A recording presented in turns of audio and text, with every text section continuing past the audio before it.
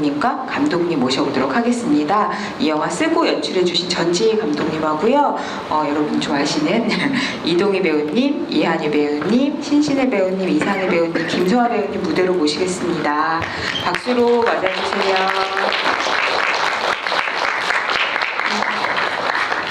박수를 다시 한번.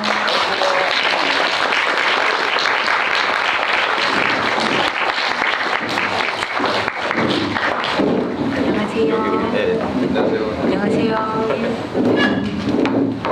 그리고 신신혜 배우님이 여러분이랑 같이 영화 보셨다고 들었는데 화장실에 오셨다. 박수.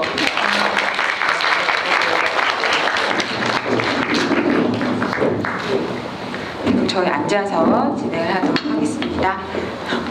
네, 그럼 이제 마스크를 벗을 시간이에요. 네. 네, 제 옆에 계신 감독님부터 한 분 한 분 인사말부터 청하도록 하겠습니다. 네, 안녕하세요. 죽도극장 연출을 한 전지희입니다. 반갑습니다.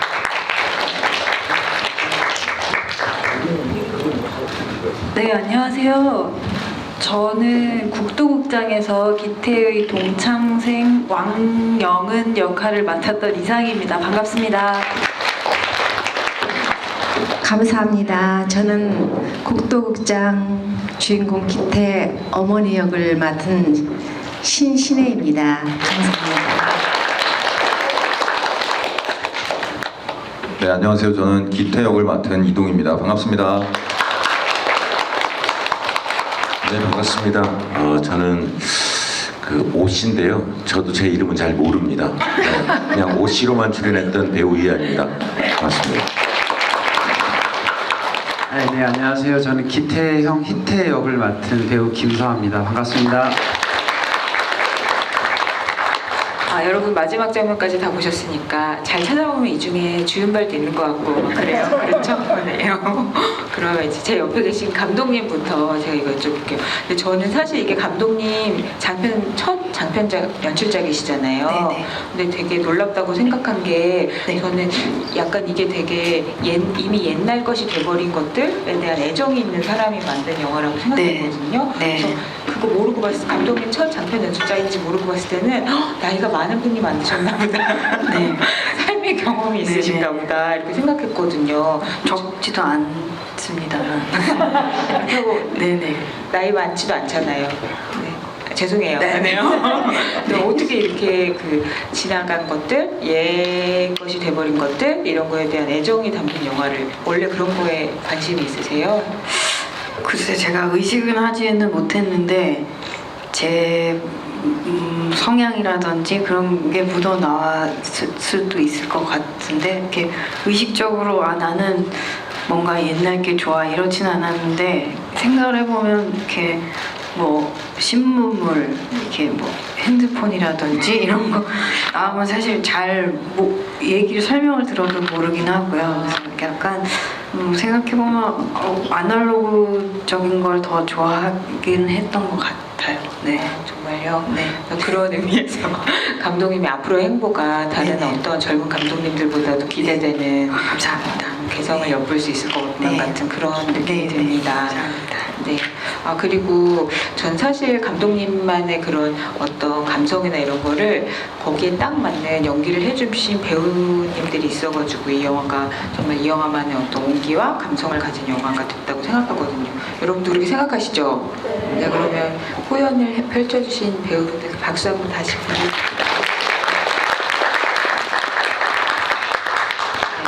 그러면 제가 일단 기태를 연기하신 이동희 배우님부터 이거 여쭤볼게요. 근데 사실 이동희 배우님이야 지금까지 필모를 이렇게 면밀히 살펴보면 정말 캐릭터를 따지지 않고 여러 가지 얼굴을 한 캐릭터를 다 열심히 연기하신 걸 아마 다들 아셨을 텐데 저는 이 영화를 보면서 되게 맨송맨송한 얼굴이 있구나 이런 거를 되게 새삼스럽게 느끼게 됐달까?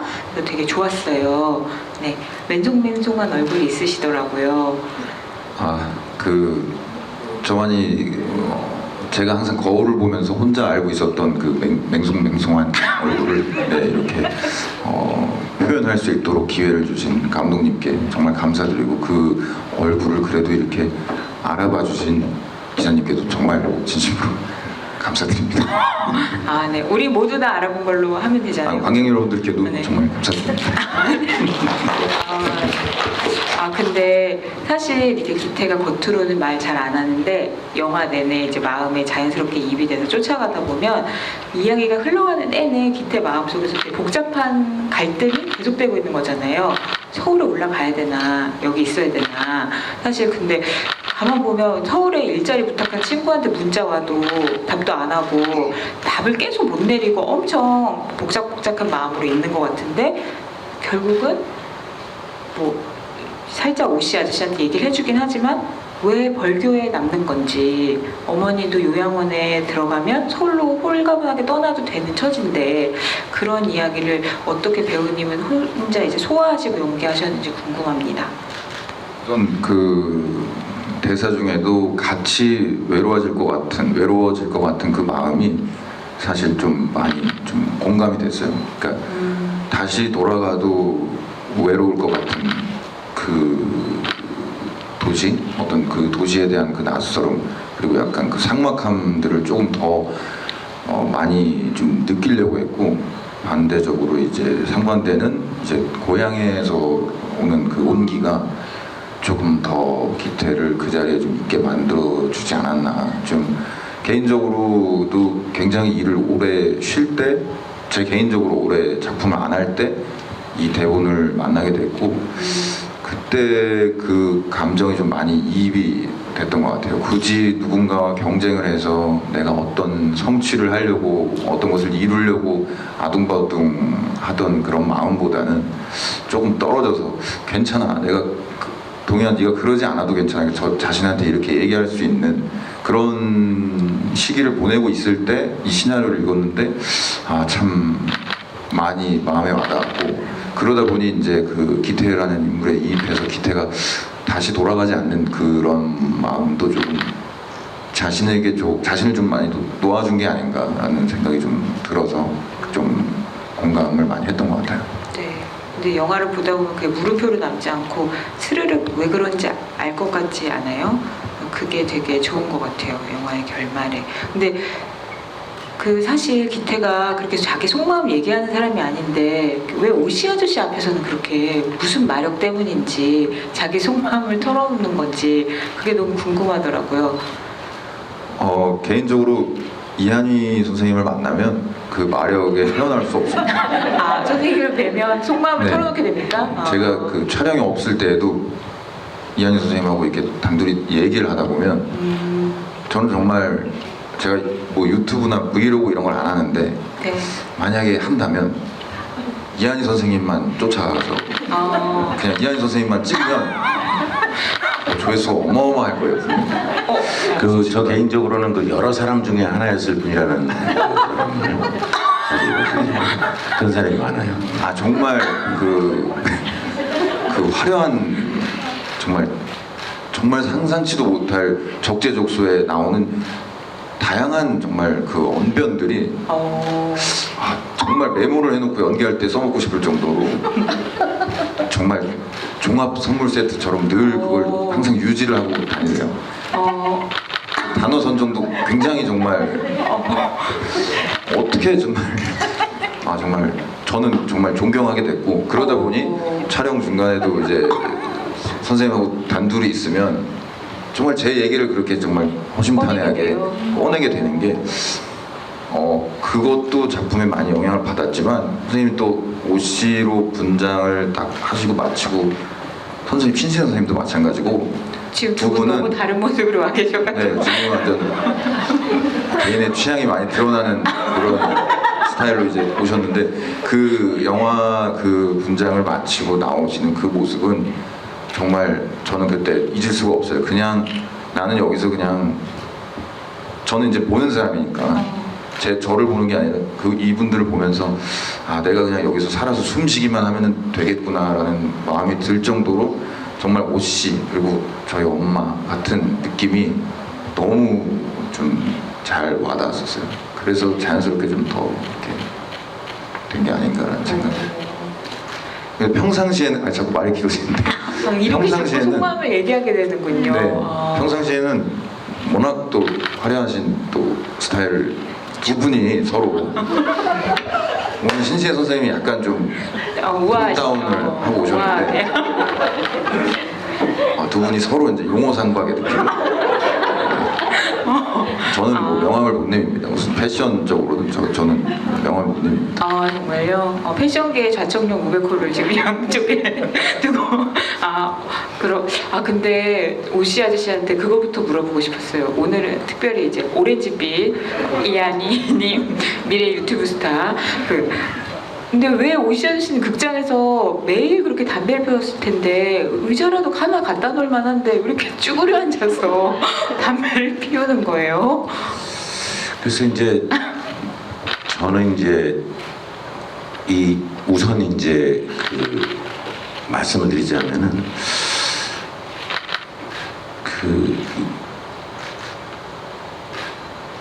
이 대본을 보면서 이제 항상 대본을 보면서 어떻게 해야 될까 그런 생각을 할 때 항상 정말 마치 그 사람처럼 해야 되는 것이 모든 배우들이 이제 숙제처럼 되는 거잖아요. 그래서 더 하기는 쉬운데 더 하지 말아야 되겠다라는 생각을 가진 그런 대본이었었거든요. 근데 이제 우리가 뭐 이렇게 감독님의 어떤 생각 속에서 이런 뭐 자리랄지 뭐 이런 것들을 뭐 따로 뭐 무슨 의자가 없다 이런 지문은 없지만 이제 불편하면 불편한 대로 이렇게 있어야 되고 또 저는 사실 이제 뭐 지금은 제가 개인이기 때문에 이런 옷을 입었지만 그 옷을 선택할 때도 이제 옷이답게 이제 옷이다운 것이 어쩔지라도 어떤 옷이 옷일까 이런 생각을 많이 했었고요. 또 제가 이제 보니까 제가 거울을 보니까 옷이 같지가 않은 거예요. 그래서 좀 불만족스러워서 제가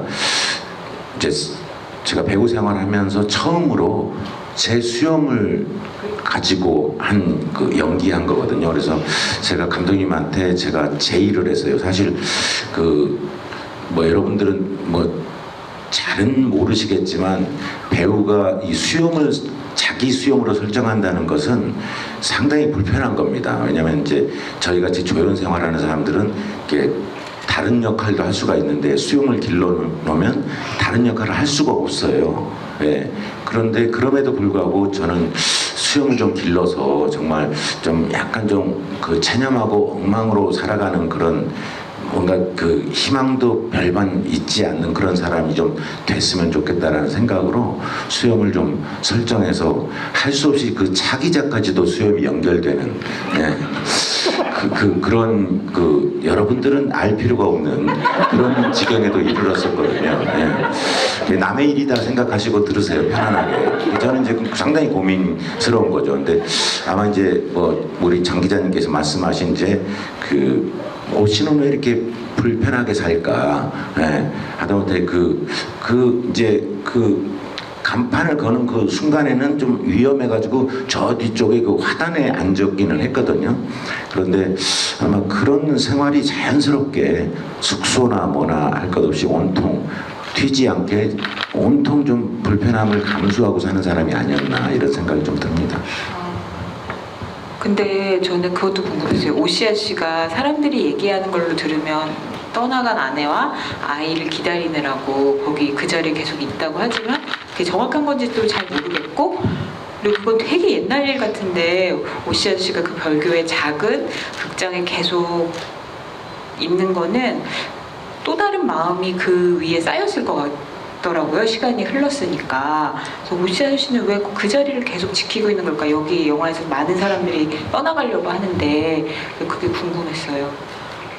그러니까 저도 보면은 이제 터미널에서 주로 이제 혹시 처자식을 기다리는 그런 씬들이 나오는데 이 오시 아저씨는 그냥 뭐 이렇게 갈 데가 별로 없었던 사람 같아요. 마치 기태는 돌아올 고향이라도 있지만 이 아저씨는 뭐 별반 여기를 떠난다고 해서 어디 갈 데도 없을 것 같고 또 오씨의 마음속에서는 이미 떠난 사람들이 돌아오지 않는다는 사실을 거의 확실하게 알면서도 마지막으로 기대는 어떤 희망 같은 것들이 그 자리에 머물러 있고 늘 어쨌든 이제 벌교도 사실 저는 처음 가봤습니다. 저는 광주 출신임에도 불구하고 근데 이게 어쨌든 돌아오려면 터미널로 돌아온다는 그런 확신은 좀 있었던 것 같은데 어쨌든 아마 돌아오지 않았을 것 같아요. 그러니까 내가 이제 비록 죽었지만 제가 죽은 사후에도 돌아가셨 오씨가 죽었다고 얘기하시는 거예요 지금? 예예예. 그러니까 저는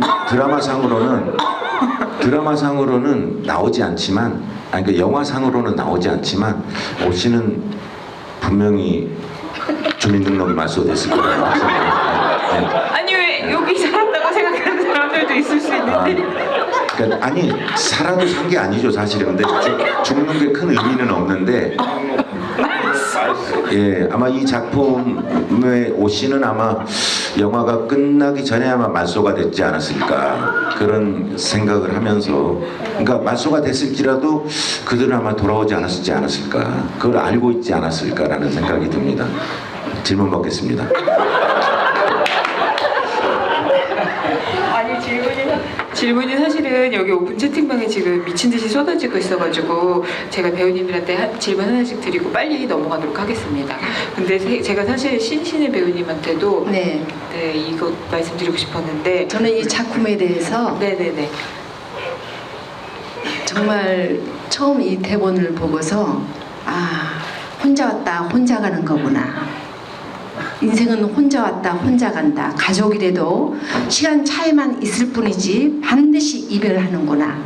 가족관계 무엇보다도 정말 잘 사랑하는 관계로 이렇게 잘 이끌어가야겠고 주위의 모든 관계를 참 잘해가야겠구나 이 생각을 했었고 또 성공하는 사람보다는 성공하지 못한 사람이 더 많다는 거. 한 1%나 5% 정도 자기 꿈을 이루잖아요. 그 자기가 바라고 원하는 거에 한계점, 임계점을 넘지 못하면은 이렇게 기태처럼 살게 된다. 우리도 다 겪었고 그렇게 살고 있어요. 그래서 자기가 바라고 원하는 꿈이 있을 거 아니에요. 그러면은 정말 도전하고 최선을 다해서 여기 영원히처럼 도전해서 꼭 한계점을 넘어서 성공을 해야만이 인간 대우를 받는 이 세상, 이 사회라는 거 이걸 너무 이 대우를 보면서 깨달았고요. 그런데 거의 95% 정도는 자기 꿈을 이루지 못하고 도전을 했지만 실패하고 이렇게 기태처럼 살아가게 될 경우가 참 많잖아요. 제가 너무 장황한가요? 근데 제가 그렇게 해석을 했어요. 그래서 이건 이 나이에 이 작가가 이거 쓴 거 맞아? 어디서 이렇게 해가지고 이렇게 누가 써온 걸 가지고 온 거 아니야? 이건 정말 대단한 작품이다. 그때 제가 영군가라는 신곡이 나와서 한참 바쁠 때였어요. 그래서 이걸 작품을 이건 꼭 해야 된다. 그리고 이 어머니란 여인을 보니까 정말 그렇게 자식을 위해서 희생하고 헌신을 했지만 좀 편애를 했어요. 큰아들 위주로 이렇게 했지만 작은 아들도 사랑하죠. 그런데 그 편애라는 건 참 무섭다는 거. 그 형제간의 그 갈등, 그 엄마와의 갈등, 무엇보다도 정말 가정의 그 화목하고 사랑하는 게 참 균등하게 하기는 어렵지만 다 깨물면 아프다고 하지만 더 사랑하고 더 이렇게 기대에 모을 수 있는 자식은 잘 되는 자식한테 더 이렇게 그런 것도 있는 것 같아요. 근데 어쨌든 이 작품은 너무너무 훌륭했어요. 전주 국제영화제에서 상을 3개 받은 작품입니다. 그래서 이 작품은 꼭 해야지 된다 하고 했는데 정말 기대에 못 미치게 이렇게 상영관도 이렇게 또 여기 엄청난 보다도 상영관인데 감독님께서 이렇게 감독판이 나와야지 그게 정상인데 제작자께서 주인이시니까 그분이 갑이라는 거 그리고 감독님이나 우리 배우는 철저한 의리라는 거 이걸 아니. 이번 기회에 더 많이 깨닫게 됐고요.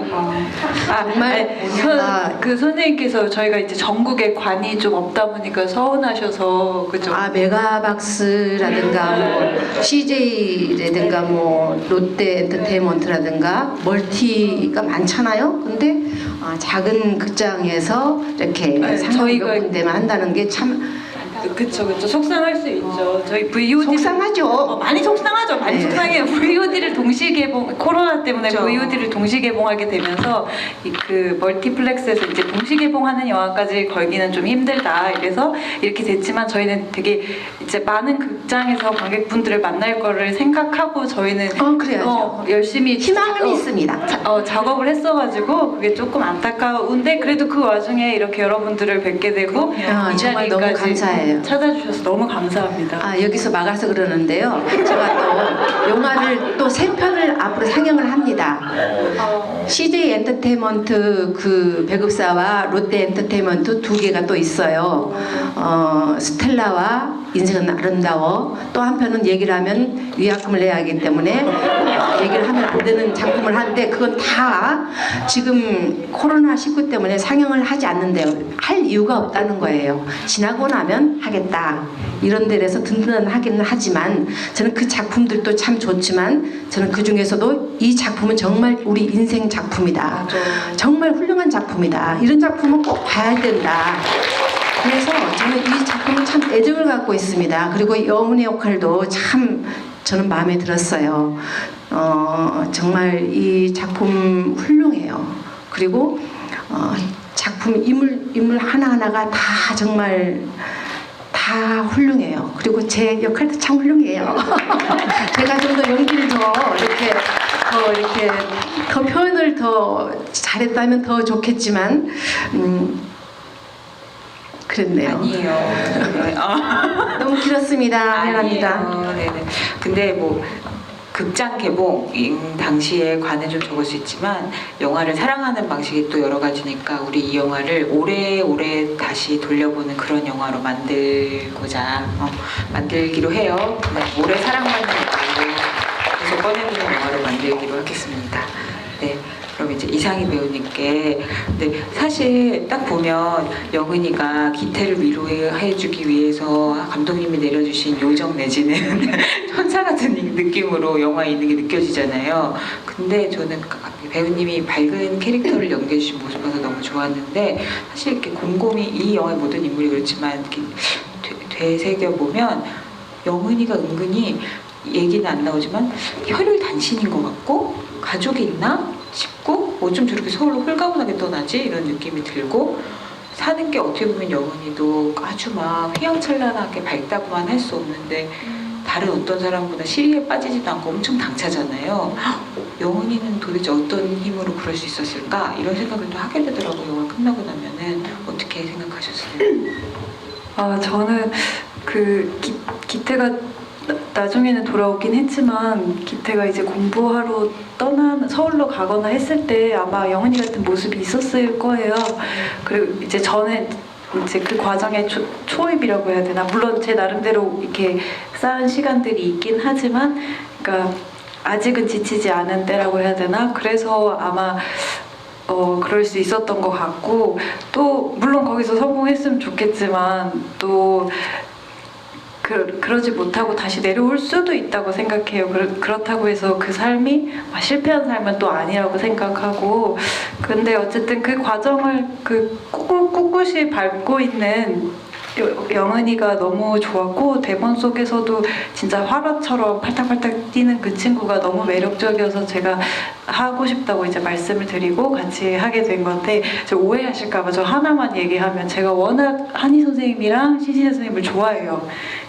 사석에서 두 분이 말씀을 정말 재밌게 하시거든요. 그래서 얘기만 하시면 저도 모르게 자꾸 웃는데 여기 자동 웃음 재생 버튼이 눌리는 것 같아요. 너무 아니 너무 그래서 혹시나 두 분을 애정하는 게 네, 느껴집니다. 제가 너무 좋아해서 자꾸 웃어가지고 혹시나 방해되실까봐. 무슨 소리 한지는 모르겠어요. 도전적인 여자. 난 참 이 캐릭터가 마음에 들어요. 이 작품에서 자기 꿈을 이루기 위해서 가수가 되는 게 꿈이잖아요. 여러 알바를 해가면서 그 꿈을 이루기 위해서 떨어져도 또 도전하고 또 도전하고 우리도 작품 할 때마다 도전하는 의식으로 도전한 마음으로 작품에 임합니다. 그렇잖아요. 네, 맞습니다. 새로운 캐릭터를 또 만들어가기 위해서 도전하는 거죠. 영훈이 같은 스타일. 도전하는 여성. 네, 도전하는 여성이었습니다. 네. 멋집니다. 네. 그럼 이제 제가 사실 근데 저는 이 영화가 미덕이 여러 가지지만 좋았던 점 중에 하나가 저 사람 나쁜 사람이구나. 뭐 예를 들면 동창 상진이라든지 이런 사람도 결국은 그 사람이 어떤 마음으로 어떤 괴로움을 안고 살아가는지 나중에 얘기해 주잖아요. 그래서 그게 되게 좋았거든요. 그래서 감독님이 나이가 많은 것 같은데 여러 가지 경험을 하면서 산 것 같은데 적지 않은데 아니, 네. 감독님이 그렇다고 생각했거든요. 근데 그래서 이제 왜 기태가 형 찾아가가지고 아파트 앞에서 얘기하는 장면 있죠. 근데 거기서 형이 얘기해 주잖아요, 자기 마음을. 예. 사실 근데 그 사람이 되게 이민 가기 직전까지 엄청 복잡했겠구나, 마음이. 엄마한테도 미안하고 아들한테도 미안하고 동생한테도 미안하고 아내한테도 미안한 이상한 상황이 돼버렸잖아요. 그래서 그 마음을 보여주는 게 진짜 좋았거든요. 그래서 그 장면에서 그 마음을 드러내는 순간 연기하실 때도 그걸 되게 잘해야겠다. 그 마음이 뭘까, 인물의 마음을 많이 생각하면서 연기하셨을 것 같아요. 어떠셨어요? 네, 저는 이제 이 국도극장을 통해서 그 전에는 연극 무대에 굉장히 많이 섰던 배우고요.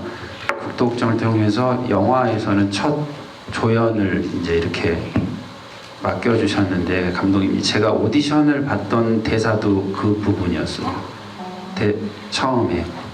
그리고 처음 만나서 되게 지금 나온 것보다 사실 더 길었거든요. 혼자 이렇게 독백으로 하는 부분이 더 길었었는데 그냥 만나서 잠깐 대본 그 부분을 좀 보고 이렇게 리딩을 해달라고 이렇게 부탁을 하셨었고, 그리고 제 눈에 제일 먼저 띄었던 거는 내용 파악을 하기 전에 희태라는 이름이었거든요. 그 희태라는 이름은 저한테 조금 남다른 이름인데 제 그 삼촌이 지금은 이제 돌아가셨는데 제가 가장 좋아하는 삼촌의 성함이 희자 태자 분이셨는데 그 이름이 주는 조금 어떤 아픔이 있었어요. 그 희태 삼촌 하면 그 우상 같던, 어린 시절의 우상 같던, 근데 굉장히 좀 힘들게 치열하게 살다가 돌아가신 걸로 저는 알고 있거든요. 부모님한테 그렇게 들었거든요. 그 이름에서 오는 먹먹함이 일단 있었고, 거기서 어떤 삶의 무게감, 자식으로서, 장남으로서, 그리고 아빠로서, 그리고 이런 어떤 것들을 잘 해보고 싶지만 슈퍼맨이 아니기에 굉장히 무너져 내리고 뭔가 삐뚤어져 갈 것 같은 이런 무게감을 견디면서 살아가는 어떤 부담감이 뭔지도 뭔가 나이를 저도 조금씩 먹어가면서 느낄 수 있을 것 같고, 그래서 이제 그런 부분에 조금 첫 인상이 강했어서 리딩을 했는데 감독님이 바로 단번에 생각해보겠다, 보통은 조금 나중에 시간 되면 연락드리겠습니다 이렇게 하는 경우가 거의 대부분인데 네. 하시죠? 바로 하더라고요. 아니 제가 합격 이렇게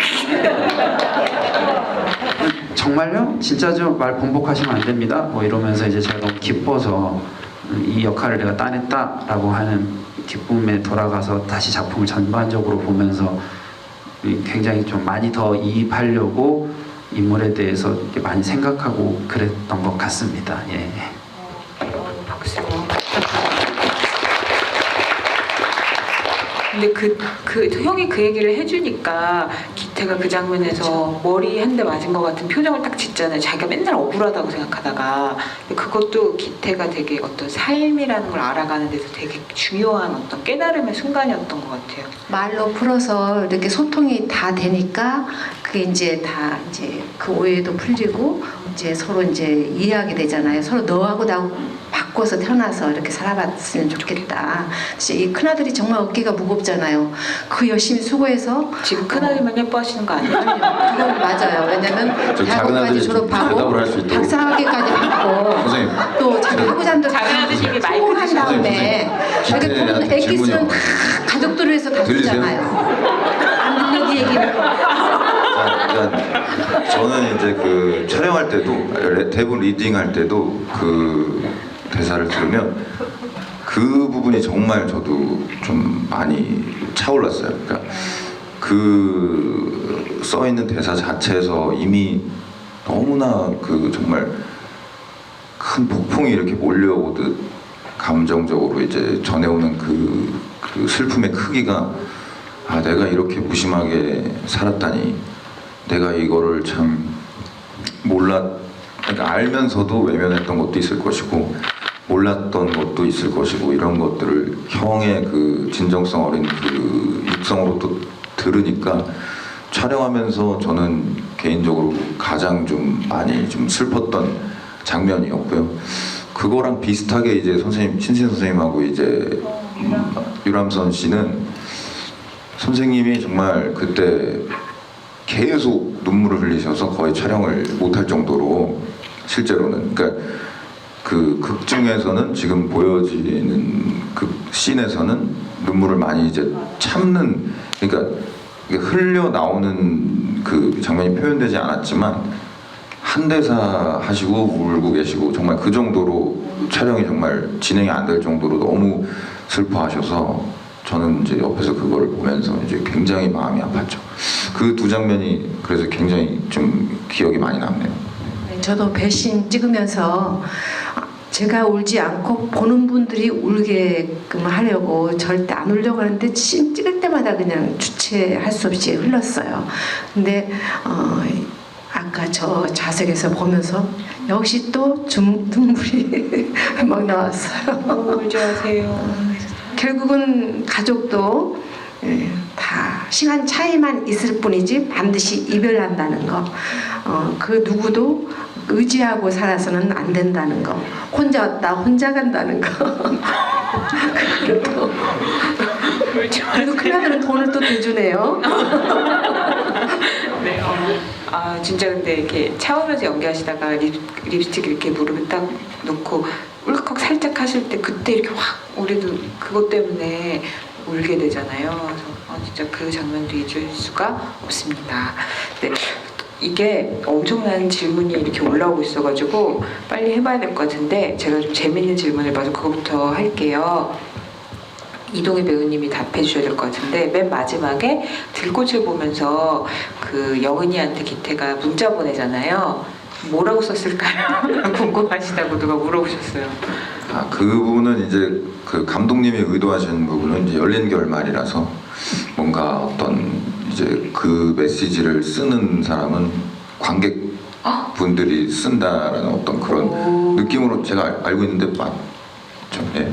그런 저는 생각이 들었고 이제 저 개인적으로는 그냥 또 심드렁하게 무심하게 그냥 뭐 날씨 좋네 뭐 그 정도로 썼다고 생각을 했거든요. 저는 개인적으로 이제 좀 그렇다고 해서 제가 그 자리에서 내가 조만간 서울에 돌아갈 테니 좀 기다려 주겠니? 뭐 이런 결말은 아닐 거라고 생각을 해서 저는 그렇게 생각을 했는데 아마 보시는 분들이 그 해석하실 수 있도록 좀 여지를 남겨둔 장면인 것 같아요. 그 문자를 각자 써본다고 생각해도 되게 재밌겠네요. 이 영화가 열린 결말을 갖고 있다는 거에 대해서 오씨가 죽었다고 생각하시는 이한희 배우님은 어떻게 생각하세요?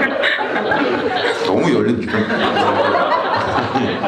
제가 이제 영웅본색을 좋아했잖아요. 근데 맨 마지막에 영웅본색 걸렸는데 그쯤 되면 같이 와가지고 그 영웅본색에 대해서 얘기도 하고 그리고 이제 내내 이제 저랑 처음에는 좀 시큰둥했지만 가면 갈수록 저랑 이제 뭐 영은이도 있었지만 저랑 이제 좀 소통을 하는 편이었는데 마지막에 그 꽃을 같이 발견하면서 좀 좋아했을 수도 있겠다 이런 생각이 뭐 영화적은 아니지만 예. 아무튼 저 역시도 이렇게 좀 이렇게 우여곡절 끝에 기태가 정착해 가면서 아마 이렇게 좀 많은 분들이 봤을 때 좀 안도하는 그런 편안한 그 메시지를 썼지 않았을까 그런 생각은 좀 듭니다. 그럼 이완희 배우님이 생각하시는 문자 메시지 하나 얘기해 주세요. 그 내용. 그때 네. 예. 나는 잘 있다.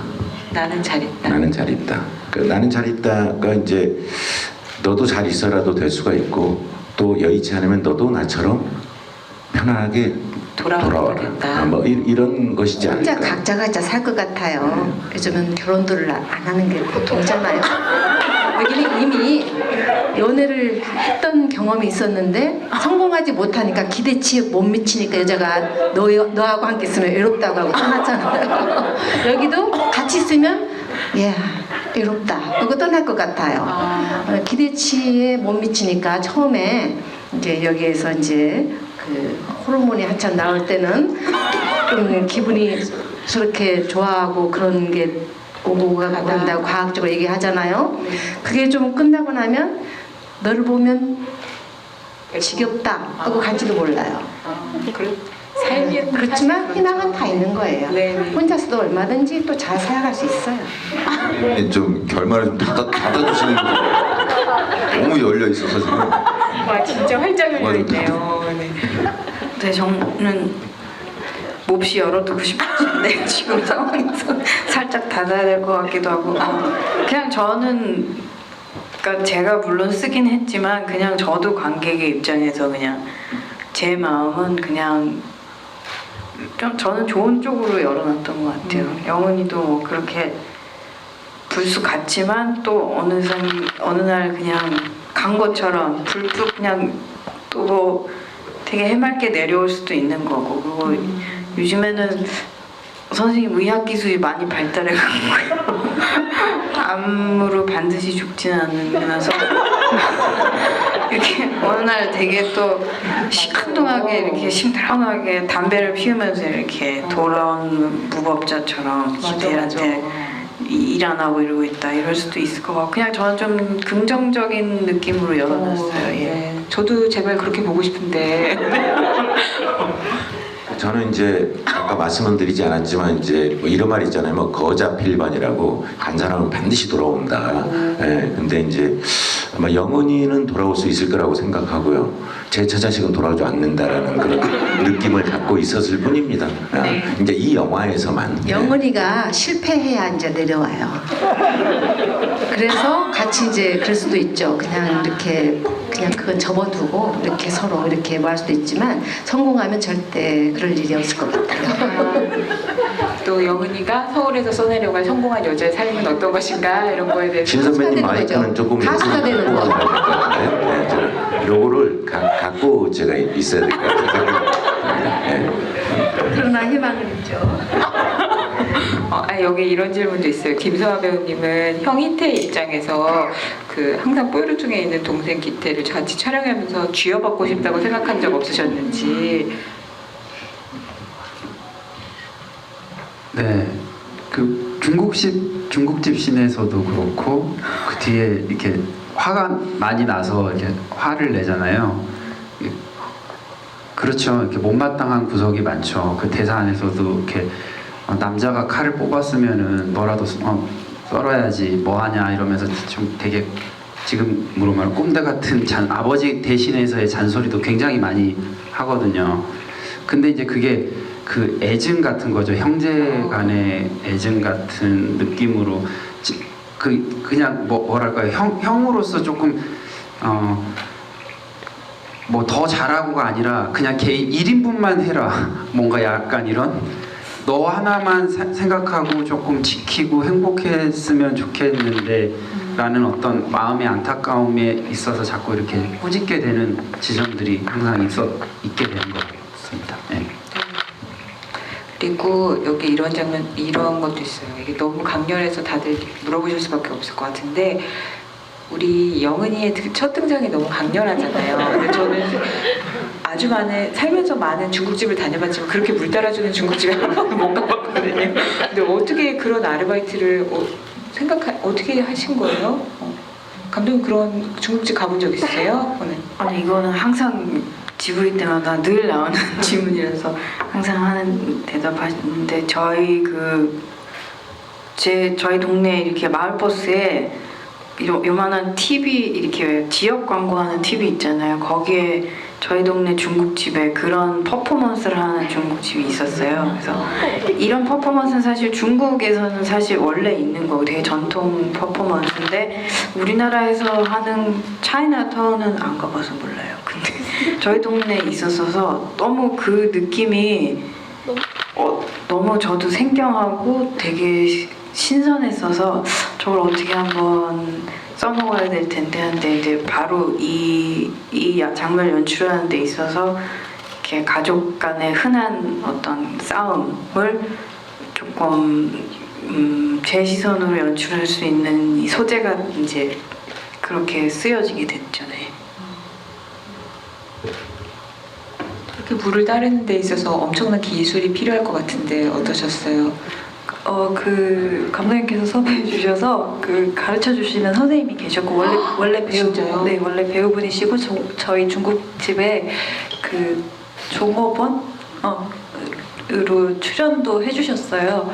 그분이 이제 가르쳐 주셨고 이게 되게 저희 그 제작한 거죠 주전자. 아 그래요? 아니야 제작했어요. 열린 결말 열린 결말 나오죠.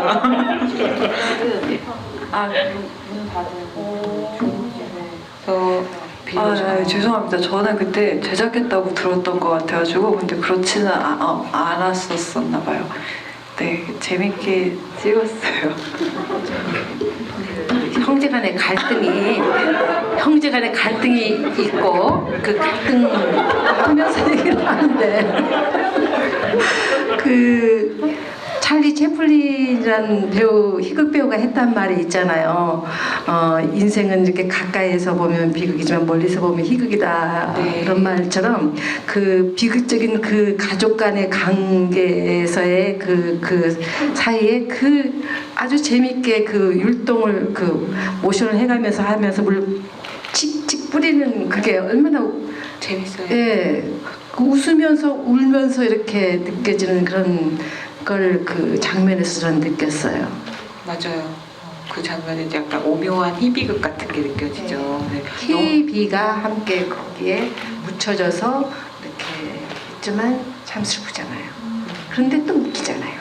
그렇죠. 많이 웃었어요. 웃으면서 슬프면서. 근데 진짜 배우님이 영화를 되게 여러 번 보셨대요. 오늘까지 합쳐가지고. 네네. 두 번째예요. 저번에는 오디오가 안 좋았어요. 롯데 그쪽에서 오디오가 좋지 않아가지고 전 대본을 아주 참 잘 봤거든요. 오디오가 안 좋아서 이게 뭐야 오디오가 왜 이래? 그런데 여기는 오디오 시스템이 좋으네요.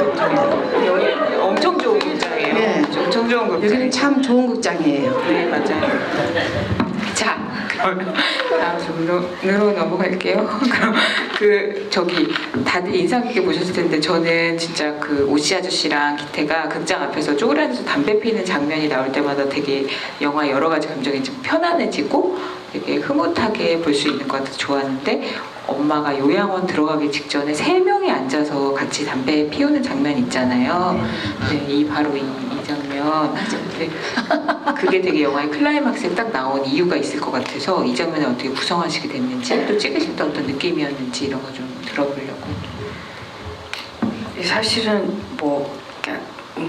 그렇게 느끼신 분들도 있으실 거예요. 저 정도 증상의 엄마를 요양원으로 보내 호러 자식이라고 생각하실 수도 있는데 이게 이제 거기에 대한 설명이 사실은 있었어요. 그 각본에도 있고 찍기도 했는데 그 일환으로 이제 근데 이게 가장 이제 강렬한 그 설명해주는 것들에서 가장 강렬한 씬이라서 이것만 남기긴 했는데 이제 엄마를 혼자 두고 일을 나올 수가 없으니까 이제 엄마를 직장에 데리고 와서 이제 뭐 따로 놀아드리거나 할 수는 없으니 이제 거기서 같이 담배를 피우게 됐는데, 그러니까는 좀 상징적인 장면이 이제 엄마를 요양원에 보낼 수밖에 없는 네, 그런 장면이죠.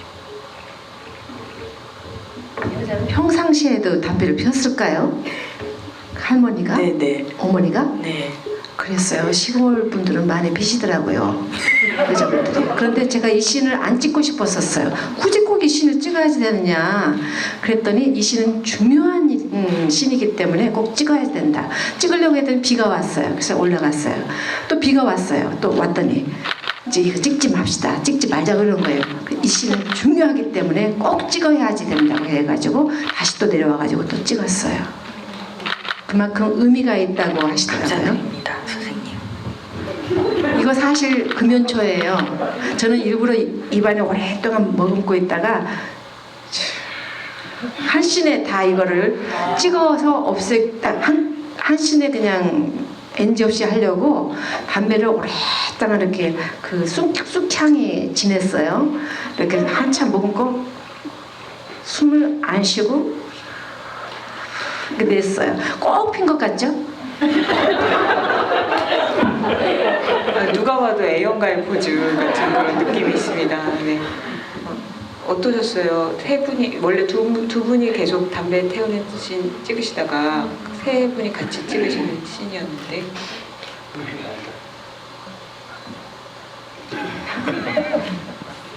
네, 뭐 저한테도 기태한테도 굉장히 저기서 참 제일 복잡한 그 심정이 거의 집대성이 된 상황이죠.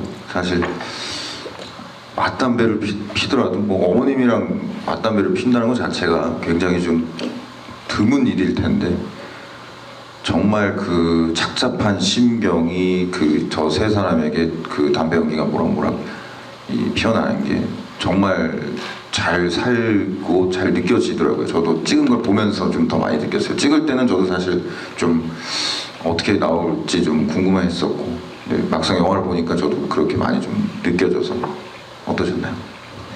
근데 이제 기태를 처음 만나서 좀 못마땅한 것도 있었지만 이제 담배를 제가 기태한테 빌려주면서 꼭 갚아이 뭐 이런 그 농담을 좀 하잖아요. 이제 그때부터 그 유대의 시작이었었던 것 같고 또 이렇게 어떻게 보면 이제 뭐 도덕적으로 보면 좀 버릇없어 보이는 신일 수 있지만 기태랑 오씨가 그래도 가장 그 편안하게 이렇게 그 감정을 이렇게 소통하는 방식은 담배 피는 순간이 가장 그 편안한 시간이 아니었었나. 그런데 어느 날 엄마까지 동참해가지고 이렇게 필 때 저는 정말 편안하더라고요. 이제 이것이 그 어떤 시각에 따라 또 다를 수도 있지만 또 이렇게 그저 그런 사람들끼리 답답한 마음을 이렇게 담배로 이렇게 말없이 이렇게 피우는 그 장면이 이렇게 상당히 그 아직도 제 마음에 마치 벌교에 가서 꼬막 비빔밥과 짱뚱어탕도 남아 있지만 이 신도 가장 그 남는 신. 그리고 뭐 기태도 회상하지만 신 길어봐야 아무 소용이 없다는 생각이 들어요. 이렇게 그렇게 긴 신을 나랑 같이 했는데 남는 신은 형하고 엄마하고 있다는 신이었다니까. 그래서 과연 인생이란 무엇인가? 신이란 무엇인가? 혼자 왔다. 긴 신을 소화한다는 것은 과연 우리에게 무슨 의미가 있겠는가? 이런 생각을 하면서 답답한 채로 앉아 있습니다. 아 정말 상실감이 느껴집니다. 네. 질문 받겠습니다.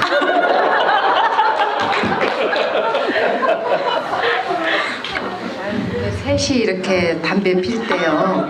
셋이서 대화를 할 수도 있는데 다 각자 각기방생처럼 담배 피면서 맞아요. 다 한 사람이 다 막연하고 막막한 존재들로서 담배로 이렇게 위안을 삼고 있지 않는가 이런 생각을 했는데 4번하고 6번 마이크는 좀 음을 좀 소거해 주시면 고맙겠습니다.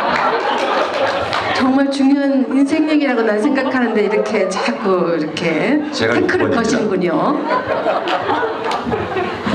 여기서 서로 얘기 안 하고 각자 담배 피우는 게 오씨 아저씨 같기도 하고 마을 주민으로서 그런 생각도 가끔 들어서 그리고 여기 누가 또 찝어주셨는데 그 진짜 마지막에 영웅본색 간판이 걸리는데 거기 그 맨 앞에 있는 주윤발이 기태 얼굴처럼 그려져 있잖아요. 그래서 이제 처음에 제가 주윤발도 잘봄이 있다고 막 얘기한 건데 그거를 처음부터 시나리오에 저 오씨 아저씨가 주고 간 선물이에요? 네네. 그렇구나. 네. 아, 그게 명확하지는 않은 모양이에요. 알아보신 분 혹시? 이 정도 되면 이동희 배우님이랑 주윤발이랑 너무 닮아서 그렇다고 생각해요. 저희가 그 간판 제작 시안할 때 많이 고민을 했었어요. 이거를 이제 일단은 선글라스를 끼고 있으니까 모르시는 분들도 있으실 수 있다. 그래서 선글라스를 빼고도 생각해보고 했는데 그냥 모르겠어요. 옷이라면 그렇게 대놓고는 안 했을 것 같고 또 저 역시도 연출자로서 관객들이 너무 대놓고 빵 하고 알아채리는 거는 안 원했는데 근데 이 정도일 줄은 몰랐는데 좀 반투명으로 할 걸 그랬나 했는데 아무튼 예 그게 예상보다는 조금 적은 분들이 알아보시더라고요. 제 예상보다는. 근데 이제 네. 네네. 알아보신 분도 있고 만약에 못 알아보셨다면 너무 궁금하죠? 어떤 느낌인지 다시 보면 되죠? 또 보면 되죠. 네네 맞아요. 또 혹시 감독님 질문 하나 골라주실래요? 네 위아래로 질문이 엄청 많아가지고. 난독증이 있어. 국도극장 사장님은 따로 있나요? 그러니까 네, 약간 따로 있는 느낌인데 그렇지만 오 씨가 상주하면서 이제 관리자 겸 이제 그 미술실의 미술부 부장님으로 네. 네. 네. 아 이거는 질문은 아닌데 너무 좋아서 왕영은 하면 배철수 아닙니까? 저도 근데 사실 캐릭터 이름을 왜 왕영훈으로 네. 지었는지 그게 진짜 궁금했어요. 취향. 네. 네. 왕영은이란 이름은 실제 그 왕영은 씨의 그가 있다가 그냥 영감을 진짜요? 그러니까 그분하고 직접적인 연관은 아무것도 없는데 그냥 그 이름이 생각이 나서 네. 맞아요. 세상 생기발랄하고 뭔가 네네. 될 것 같은 느낌이 있죠. 이응이 많이 들어간 그 이름에서 주는 그 느낌이 있는 것 같아요. 네.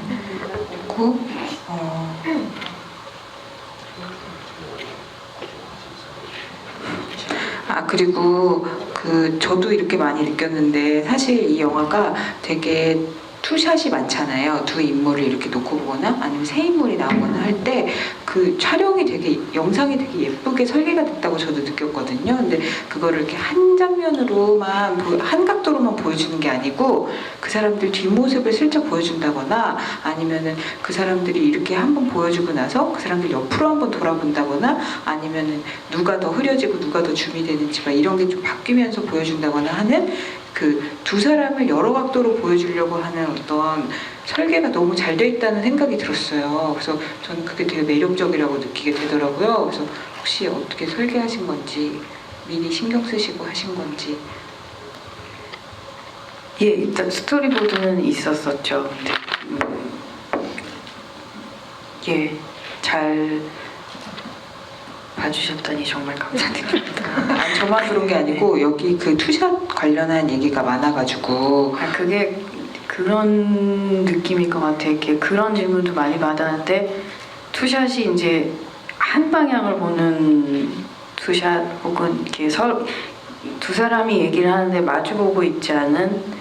근데 저도 사실은 그거를 찍을 때도 크게 내가 이렇게 해야겠다는 뭐 어떤 이렇게 계획을 가졌거나 그런 건 아니었는데 그냥 생각해 보면 그게 자연스러운 것 같아요. 딱 이렇게 어떤 사람도 서로 얼굴을 보면서 마주하면서 얘기를 할 정도로 다정하거나 그런 걸 표현할 수 있는 사람들이 아니잖아요. 그냥 이렇게 서로를 보지 않으면서 이렇게 얘기하는 그런 다 관계들이었던 것 같아요. 그 기태를 둘러싼 모든 관계들이. 그래서 그렇게 자연스럽게 나오게 된 것 같아요. 네. 여기 이 질문도 재밌는데 영은은 기태의 어떤 점이 좋았던 걸까요? 배우님께서 생각하실 때 혹시 그 둘의 전사 같은 걸 생각하셨는지. 이건 그냥 저의 생각인데 저 혼자의 생각인데 전사는 사실 뭐 저는 딱히 생각 안 했고 그냥 어렸을 때 뭐 같은 반 정도였던 거를 했고 그 되게 열심히 살기는 하는데 악바리처럼 악착같이 살기는 하는데 이 친구한테도 말 못할 어떤 외로움이 있을 것 같거든요. 다만 표현 방법이 조금 다른 그런데 기태한테서 어쩌면은 자기한테 있는 그런 어떤 부분을 봤을 수 있을 거라고 생각을 했어요. 그래서 좀 위로가 되어주고 싶은? 저는 그렇게 접근을 하긴 했어요. 깨끗한 관계예요.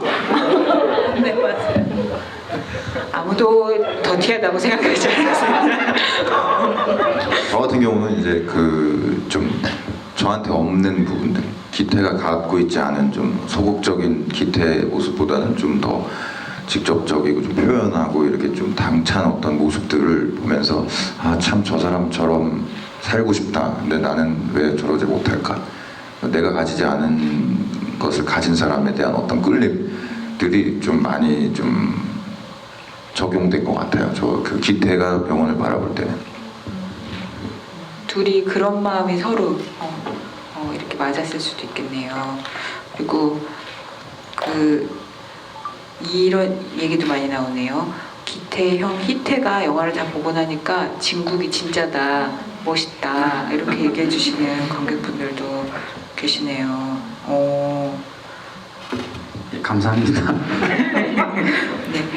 그리고 그것도 저도 궁금했는데 영화에 계속 걸리는 그 간판에 걸리는 영화들 있잖아요. 흐르는 강물처럼 봄날은 간다, 뭐 박하사탕, 그리고 마지막에 영웅본색까지.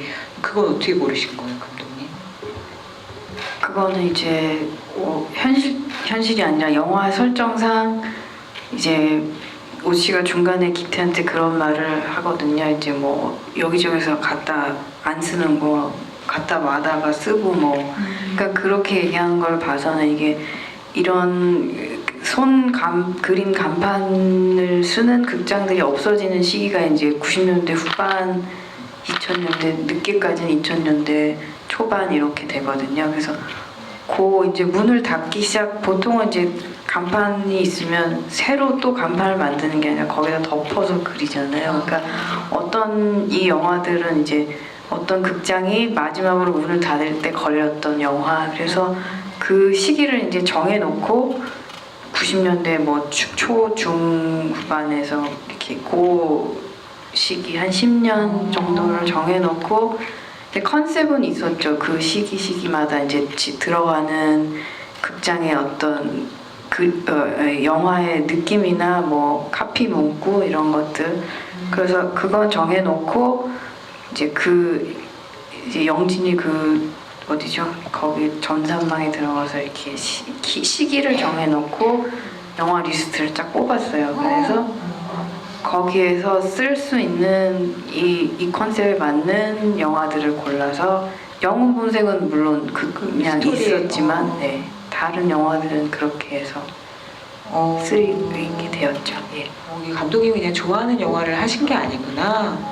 근데 기본적으로 좋아하기도 하지만 네, 어. 다 그렇게 다는 아니고 예. 그리고 그거 물어보시는 분도 많은 것 같아요. 그 친구가 이제 영화에 등장하지 않지만 이제 얘기를 통해서 아내와의 그런 에피소드가 있다는 게 얘기가 되잖아요. 근데 왜 그렇게 얘기를 끝내셨는지.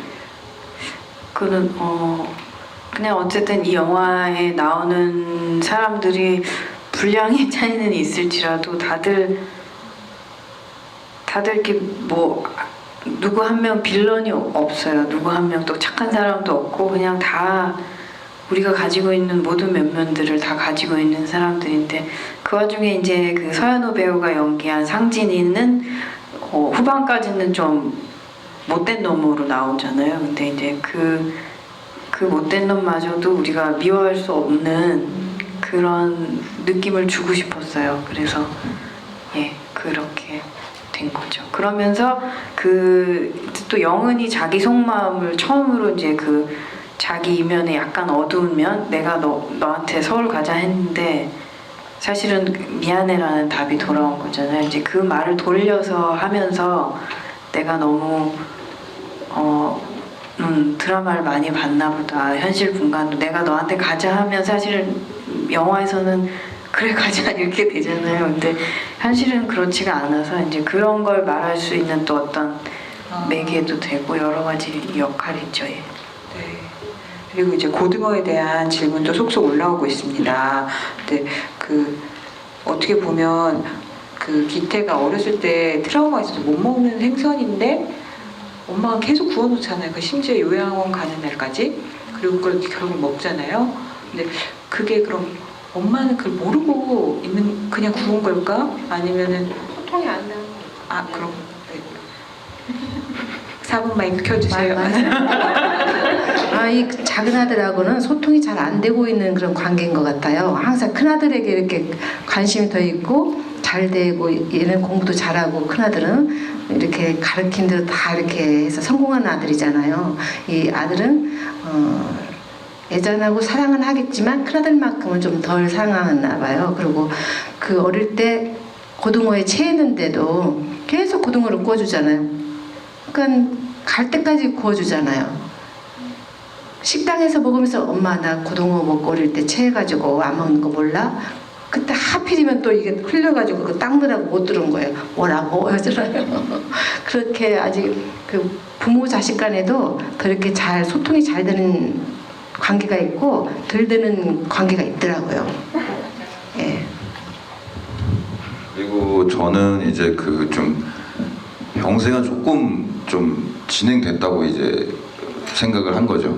이제 예전에 그런 것들을 좀 잊으셨구나. 그래서 좀 더 좀 짠해지고 그러다 보니까 이제 마지막에 이제 고등어를 먹을 때 그 이제 보시면은 이제 젓가락질로 이렇게 막 좀 하거든요. 근데 그게 저는 사실은 그때 그 딱 막상 그 고등어가 참 잘해주셨는데 그 고등어가 참 잘 적당하게 익어서 더 슬프게 잘 해주셨는데 그 고등어를 이렇게 좀 젓가락으로 휘젓는 이유는 예전에 그 엄마가 앞에 있다고 생각을 하고 저는 좀 했던 것 같아요. 그 조금 이렇게 엄마도 한술 좀 이제는 같이 또 고등어를 이렇게 좀 나눠 먹을 수 없는 상황이 된 거에 대한 슬픔도 많이 좀 올라와가지고 이렇게 어설프게나마 이렇게 좀 살점을 좀 떨어뜨려 놓고 너무 좀 그거에 대한 좀 슬픔이 많이 좀 올라오는 바람에 참 좀 그 오만 가지 생각을 많이 하게 되더라고요. 막상 그 씬을 연기를 해보니까. 그 장면도 진짜 기억에 남는 장면이죠. 근데 엄마가 그 기태가 체한 거 어렸을 때 기억 못한다고 해도 어쨌든 요양원 가는 날까지 밥 반찬으로 생선 구워주고 갔다는 거는 둘째 그렇게 생각한다는 거잖아요. 그거 생각하면 되게 또 짠해지고 그러는 게 있습니다. 네. 근데 봄날은 간다라는 아이디로 누가 방금 기태가 영은이를 두고 이제 그 옛날 여자친구 얘기하면서 같이 외로워질 거라는 말을 했는데 이건 질문은 아니고 그건 기태의 잘못도 서울 때문도 아닐 거라는 말을 하고 싶었어요. 이렇게 이 의미심장한 말씀을 하셨네. 네. 근데 진짜 이 영화 보고 나면 오랜만에 되게 우리가 계속해서 좋아하고 있는 한국 영화의 감성들 같은 것들 때문에 옛날 작품들 막 생각나죠. 그래서 특히 이제 오씨 아저씨 연기하신 이완희 배우님이 나왔던 8월의 크리스마스 같은 장면, 그 정말 그 주인공이 아파서 얼마 안 남았다 이런 얘기를 듣고서 막 경찰서에서 막 그러시고 막 이런 거 막 생각나요. 그래서 어떻게 생각하면 그 영화의 철구가 한 20년 동안 혼자 살다가 오씨 아저씨 된 건가 이런 생각도 들고 날카로우신데요. 20년 동안 국도극장에 혼자 살다가 저렇게 된 건가 이런 생각도 들고 그리고 여기 그래서 오씨 아저씨 관련된 질문이 있는데 아까 수염 얘기를 해주셔가지고 어떤 분은 흰머리랑 이런 게 너무 자연스러우셨대요.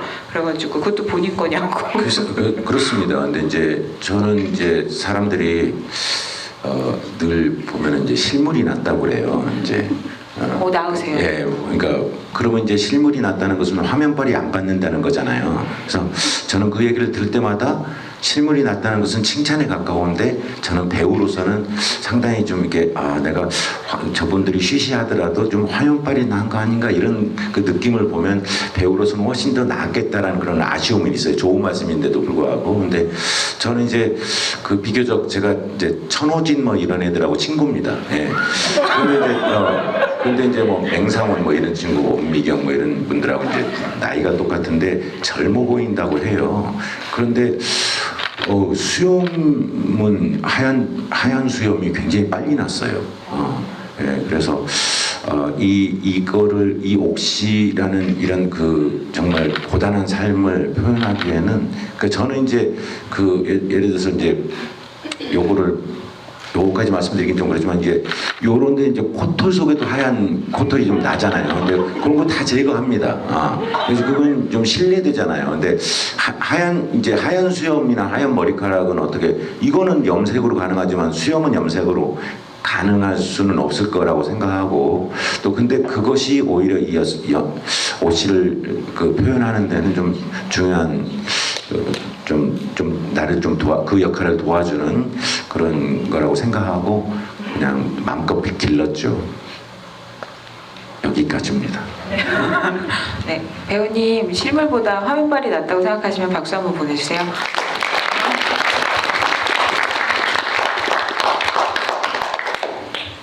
네, 질문을 골라주시면. 네.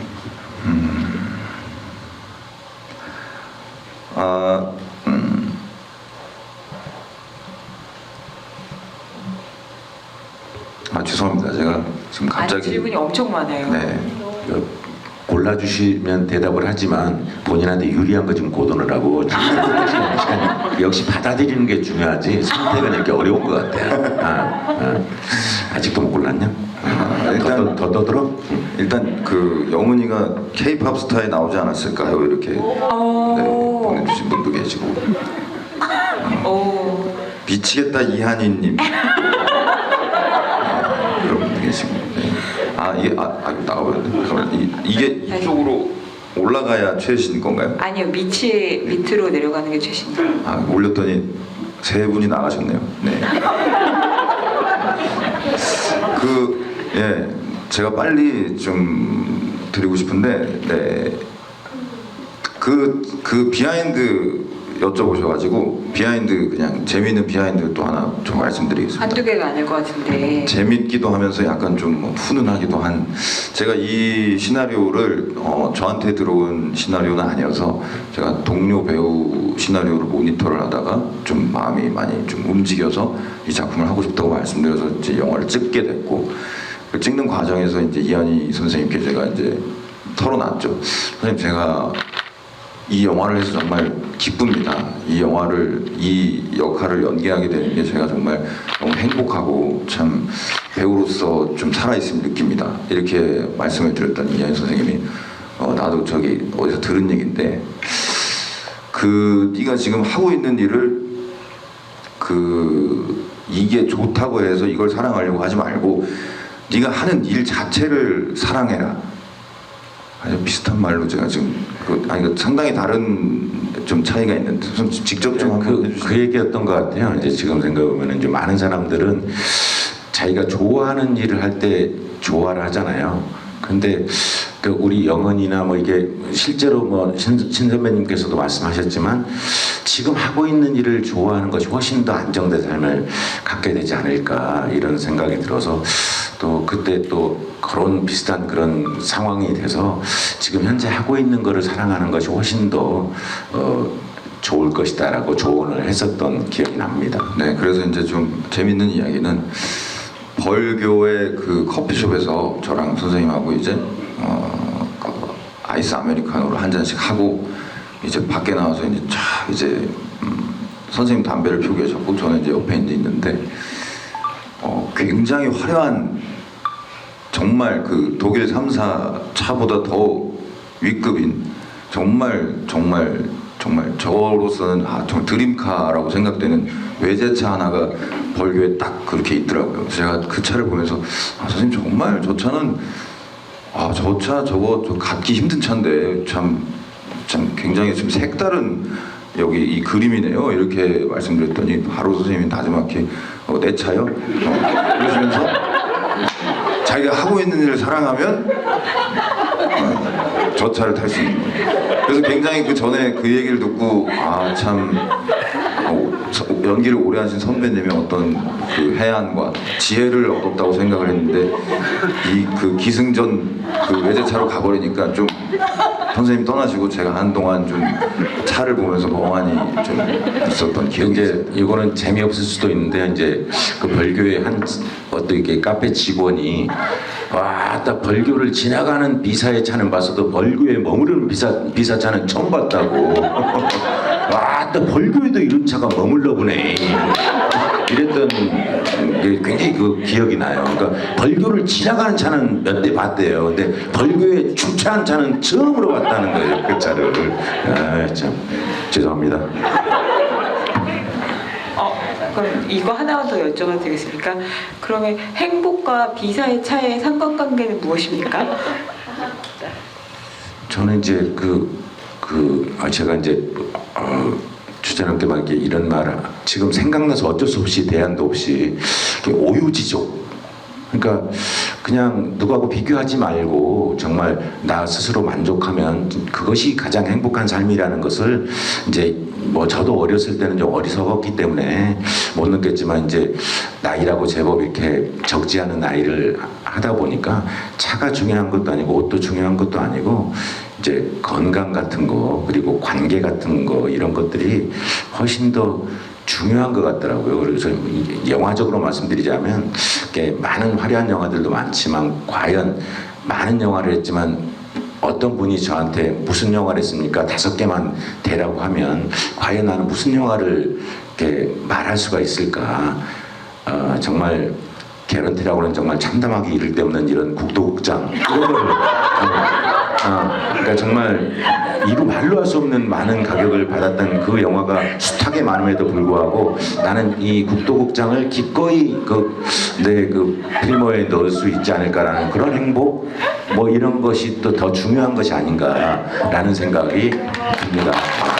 그런데 한계점을 넘었기 때문에 그런 차를 타고 누릴 수 있는 거예요. 그렇지만 다 그럴 수는 없잖아요. 그러니까 남하고 비교하면 불행의 시작이에요. 내 자신을 그냥 받아들이고 최선을 다하고 그 자리에서 내 위치에서 최선을 다하고 살다 보면 어느 시점에 무슨 기회가 오면 그때 도전을 해서 한계를 넘으면 그런 좋은 차를 타게 되고 누리게 되죠. 그러나 다 어떤 인생이나 좋은 점만 꼭 항상 있는 건 아니고 올라갔다 내려갔다 비가 왔다 눈이 왔다 바람도 불었다가 산도 넘었다가 또 평지도 왔다가 이러잖아요. 네, 인생은 혼자 왔다 혼자 가는 것. 오늘 제일 기억에 남는 말인 것 같습니다. 근데 이게 시간이 벌써 다 웃고 떠나느라고 시간이 다 돼가지고 너무 죄송해요. 이거 어떡해요. 여기 이 많은 질문을 다 못 해드려서 너무 죄송하고요. 여러분이 만약 극장에서 특히 이 영화를 더 열띠게 사랑해 주신다면 이 못다한 질문을 풀 수 있는 자리가 또 있지 않을까 여러분들의 화력을 믿어봅니다. 그럼 끝으로 우리 이번에 김성환 배우님부터 마지막 인사 듣고 끝내도록 하겠습니다.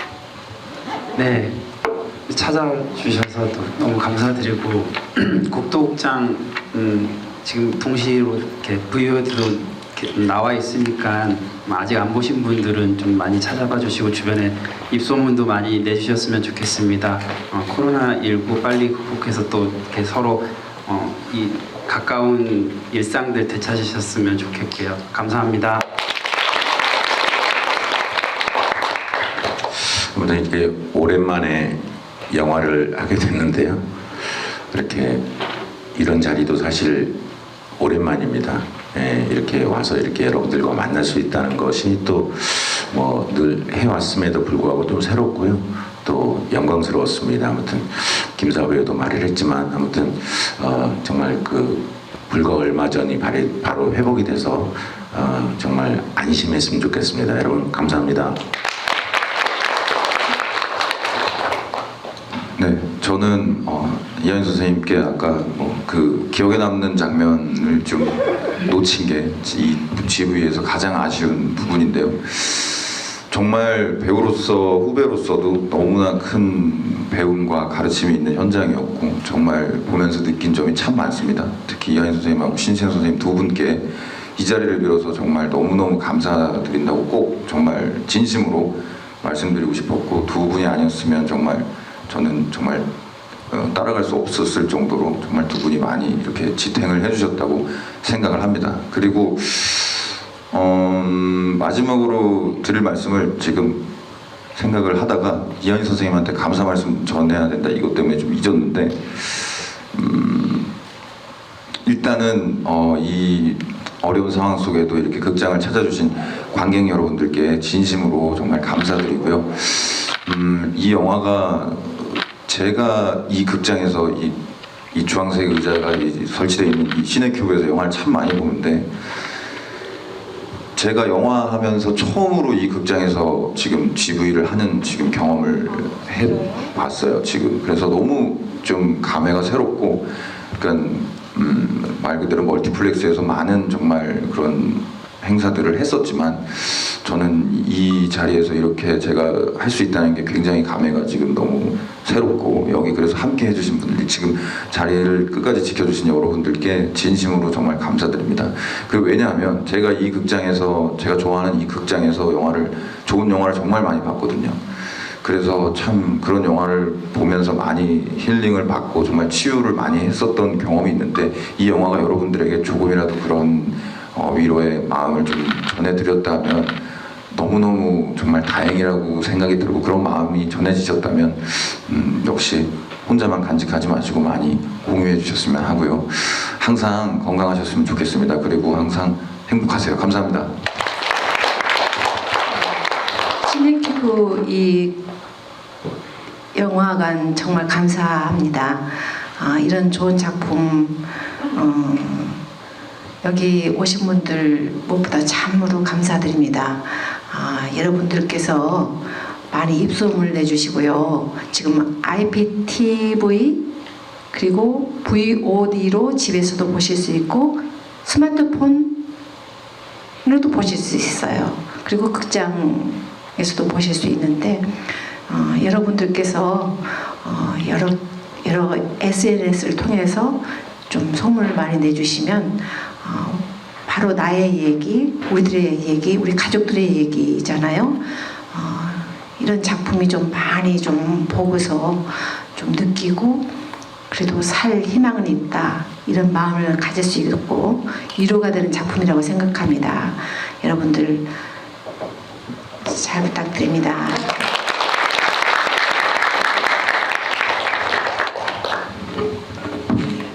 저희 모두가 저희는 대본으로 영화를 처음 만나잖아요. 대본을 그러니까 받은 건 아니죠. 저는 누군가는 받았을 수도 있고 누군가는 이렇게 우연히 읽었을 수도 있는데 대본을 마주하는 순간부터 굉장히 애착을 가지게 된 영화였고 아마 저희 배우들 모두가 그럴 거라고 생각을 하는데 아마도 이 영화가 인물을 다루는 방식이 저는 좋았던 것 같은데 그래도 만들어진 영화를 보기 전까지는 어떻게 다뤄질지를 모르니까 궁금하고 그랬었어요. 그런데 지금 와서 드는 생각은 왜 우리가 살아갈 때 누군가가 조용히 나를 지켜봐 주는 게 힘이 되고 그냥 그게 나를 응원해 주는 것 같을 때가 있잖아요. 어떤 말을 하지 않아도. 근데 저희 영화가 저는 약간 그런 것 같아요. 이 조용한 극장에서 암전된 극장에서 가만히 저희 영화를 응시해 주시는 여러분들이 계셔서 여기 나오는 인물들이 살아가는데 힘을 받을 수 있지 않을까 생각하고 그렇게 생각하면 이 극장을 찾아주신 여러분이 너무너무 감사하고 귀한 거죠. 오늘 자리를 함께 하게 돼서 정말 너무 감사했습니다. 감사합니다. 정말 예전에는 뭐 이렇게 만석이 된 극장을 봐도 솔직히 이렇게 감사하다는 느낌은 못 받았던 것 같아요. 근데 정말 요즘에는 정말 한 분 한 분 너무너무 감사드리고 또 정말 소중하고 또 이 자리를 빌어서 저희 배우님들, 또 서아 배우님, 또 이한희 선생님, 동희 배우님, 신세 선생님, 우리 미안해. 아 죄송합니다. 상희 배우님. 저희 배우님들이 정말 너무너무 힘이 많이 돼주셨어요. 그리고 저희 팀워크가 저는 찍을 때는 정말 정신이 없어서 몰랐는데 정말 너무너무 힘이 돼주시고 또 촬영이 끝난 다음에도 또 개봉이 되는 오늘까지도 제가 너무 힘들 때 너무너무 많은 위로와 힘이 돼주셔서 정말 이 자리를 빌어서 저희 배우님들께 감사드립니다. 감사합니다.